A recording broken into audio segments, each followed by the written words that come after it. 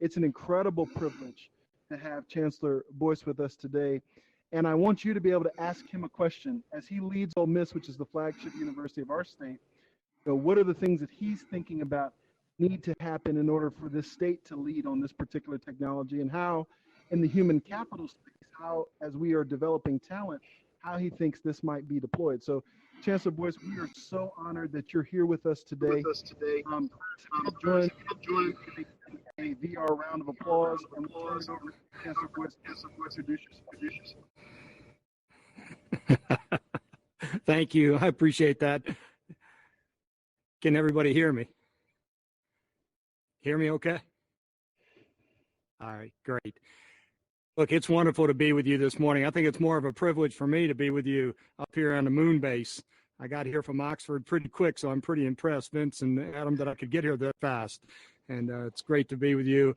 So one of the things I wanted to mention to you, and I love the fact that you understand the ability of this technology, but one of the things I wanted to mention to you is that I really believe that Mississippi's poised and can be poised to be a leader in virtual reality. I think it's one of the industries that we as a state, especially because of the people already engaged and the people that you work with here, could take off and become a pioneer and a leader in.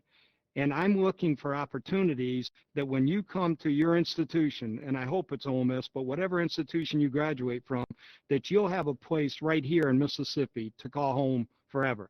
That you'll be able to raise your families, that you'll be able to build careers. It is a passion of mine that we take and have a place for you here, because too many of our graduates and too many of our young people are headed to the bright light cities, is what I call them, and they're headed all over the place to work, and we need you to stay right here at home. We really do. But I also understand that we need you to have careers that can build the kind of lives that you dream of and that you work every day hard to be a part of. So I just want to talk to you about a couple things real quick, and then I want to ask you some questions. Let me first say this. You're having an amazing experience. There are so few students any place in this country who are doing what you're doing. I can't imagine another place in the entire, perhaps world, think about that for a second with me, perhaps in the whole world, who's sitting on the moon right now taking a lesson in 8th grade. It just isn't happening, ladies and gentlemen. So what an opportunity for you to be at the forefront and to be the pioneers as students within this realm. So you actually are going to set the tempo and set the pace for the future. And every day that you're in these virtual classrooms, I can assure you that Adam and Vince in particular are learning something new. And they're learning about how to expand this effort to become more and more effective. And when virtual reality in your lives, and this is the first point I want to stress to you, I think this is very important. When virtual reality 20 years from now is everywhere, and when virtual reality has consumed the nation, you're going to be able to say, oh, by the way, I was one of the first, if not the first, to ever experience virtual reality in the education setting. That's pretty special, pretty dynamic. I'm proud that if I'm here 20 years from now, I got to tell you, folks, I'm proud that I can stand up here and say, hey, one of my first talks ever in virtual reality was to Benedict Day School, and I'll remember that. 8th graders at Benedict Day School. What a privilege it is. You know, the next thing that's going to happen is this.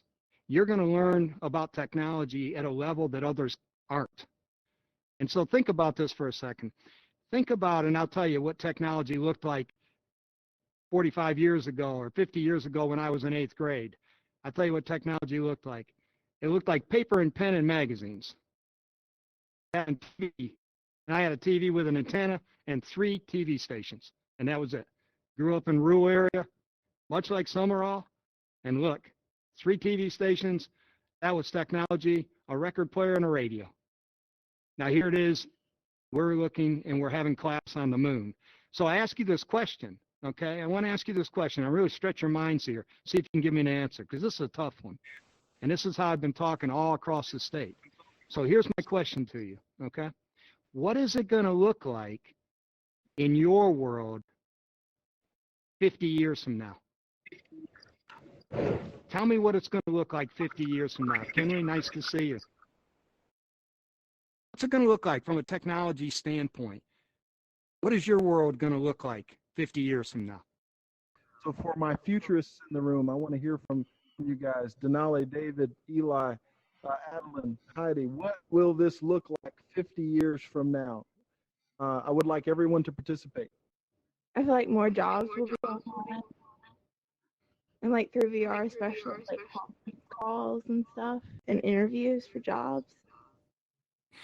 Adam, and I think you're right on. Matter of fact, I'll tell you what, I think what you just said is so powerful that I would contend to you that since this coronavirus has been here, we have learned how to work at home as a nation in many ways. And I would contend to you that VR will absolutely take us home. And interestingly enough, jobs and employment from a home space will look far different and look much like this in conferencing and making decisions. Then we won't need all these huge buildings. It'll be interesting to see if we have enormous buildings all across America sitting empty because it just isn't necessary to have structures like that. It'll be interesting to see if schools are sitting empty. Go ahead, please. Denali? Okay. I feel like a lot more jobs would be technology based. So like because of corona thing and how everyone's working from home, a lot more jobs might be based at home. So a lot more people would be able to like work with that and jobs would be more flexible. And no question about it. The other thing I wanted to say, Denali, along those lines, I think is very important, is think about how we're doing technology today. You can walk into some grocery stores, right, into some stores in America. You can just put the stuff in your cart, walk out, and you got scanners who are automatically scanning everything, and then you're going to pay the bill by getting your phone out.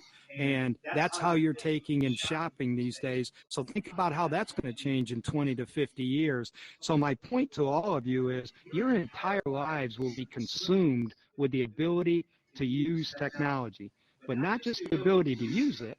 It'll be the ability to develop it, the ability to implement it, the ability to be creative and grow the next wave, whatever the next wave may be. It'll be a fascinating time throughout your entire careers. Second thing I wanted to mention to you is this, and I think it's very important, okay, for the future, and that is your efforts to learn. Your efforts to learn are going to be critical. So I want to tell you something that I tell every place I go speak, and I have hundreds of opportunities to speak every year, literally. And I want to tell you this because I think it's very, very important. You, unlike any generation ever, will have to be lifelong learners. And I know you may not want to hear that, but it's the absolute truth. New technology is going to come at you so fast and so hard. Different ways of living are going to come with this new technology. Different ways of relationship building are going to come with this technology that you're going to have to continue to learn throughout your life. Now, let me give you a quick thought.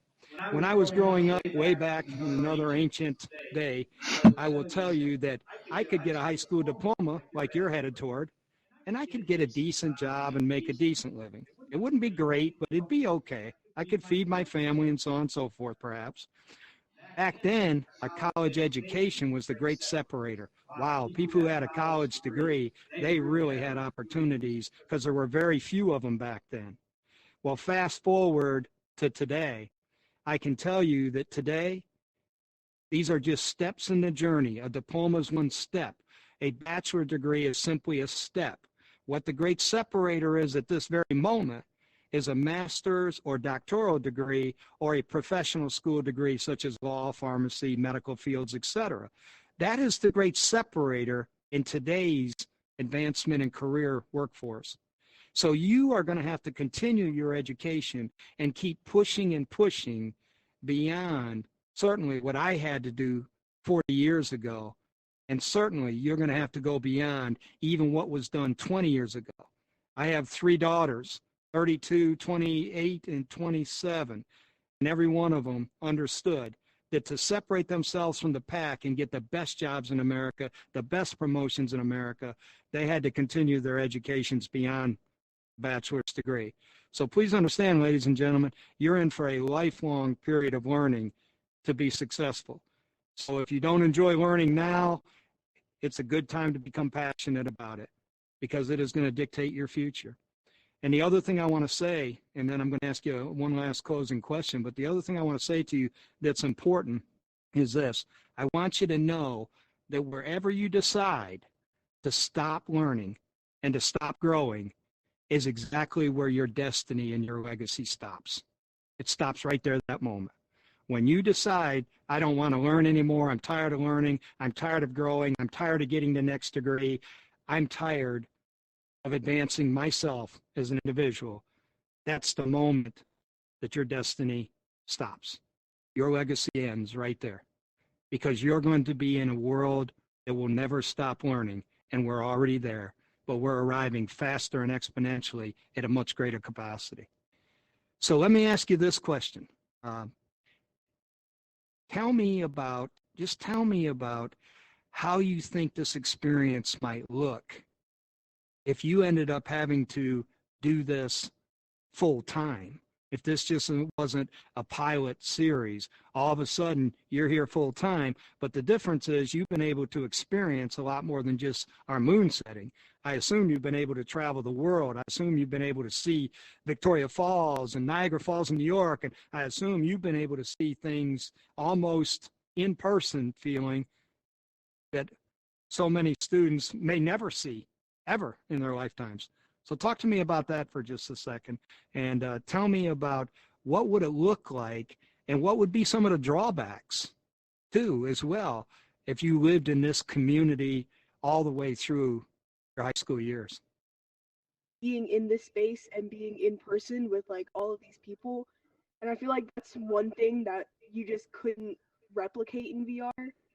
So having to go through this like daily and just seeing these people but not actually physically being there would kind of get to you after a while.